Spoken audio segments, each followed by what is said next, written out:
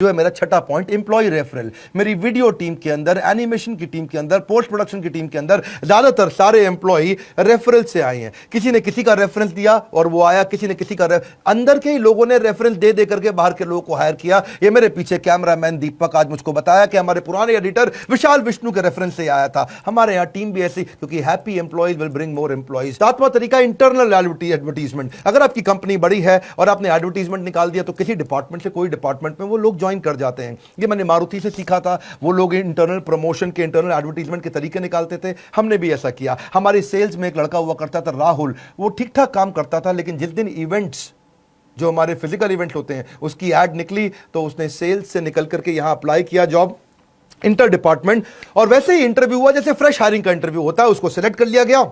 जब से वो इवेंट्स में आया बहुत अच्छा काम करने लगा।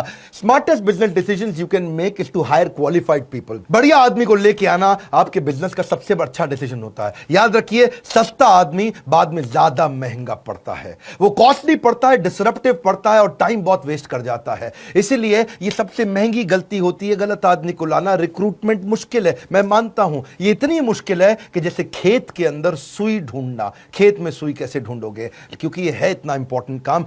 प्रीवियस एप्लीकेंट पे भी फोकस करो। कई बार पहले इंटरव्यू देके लोग जा चुके थे और उनका रिज्यूमे अभी तक पड़ा हुआ है, आपने जवाब नहीं लिया या उस समय डिसीजन नहीं लिया, उस समय वो आदमी काम नहीं आता। तो पुराने लोगों पे ध्यान दें। और अगर आपकी बड़ी ऑर्गेनाइजेशन है और आपकी ऑर्गेनाइजेशन में किसी एम्प्लॉय का देहांत हो गया है तो उसकी पत्नी, उसका बच्चा या उसके पिता को भी आप नौकरी का अवसर दे सकते हो, क्योंकि आप जब फाइनेंशियली इन्वेस्ट करते हो ना लोगों के अंदर, तो वो आपकी कंपनी में इमोशनल इन्वेस्टमेंट करना शुरू कर देते हैं। याद रखिएगा। एंड ऑल्सो ये भी है कि किसी गलत आदमी को, don't hire people who are coming for salary, hire people who are coming for the love of the job.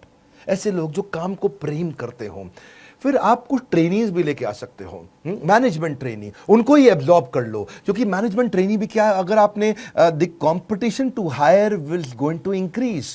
आने वाले समय में कंपनीज एक्स्ट्रा फैसिलिटी देंगी अच्छे लोगों को हायर करने के लिए। आपको क्या समझना है, अगर आपको अच्छा आदमी मिल जाता है तो उसको ले लो, उसके लिए जगह बन जाएगी। बढ़िया मैन पावर जो बहुत इंटेलिजेंट इंटेलेक्चुअल है उसको ले लो। See the way you treat your employees is the way they will treat your customers. क्योंकि अगर आपने ऐसा आदमी ले लिया जिसको बहुत माइक्रो मैनेज करना पड़ रहा है, बहुत टाइटली मैनेज करना पड़ रहा है, बार बार उसको कहना पड़ रहा है ठीक से करे, ठीक से करे, ठीक से कर, इसका मतलब आपने हायरिंग के समय में गलती कर दी थी। एनीवे, ये इंटरनल तरीके थे। अब एक्सटर्नल तरीके क्या है, बाहर से कैसे लाएं? सबसे आसान तरीका, मैनेजमेंट कंसल्टेंट या एम्प्लॉयमेंट एजेंसी से बात कर लो। वो लोग आपसे क्या है 8% लेते हैं उसकी तनख्वाह का, 12% भी लेते हैं और कहीं 15% भी लेते हैं, डिपेंडिंग ऑन आपको कैसा एजेंसी मिलता है और कितनी मुश्किल मैन पावर ढूंढनी पड़ जाती है।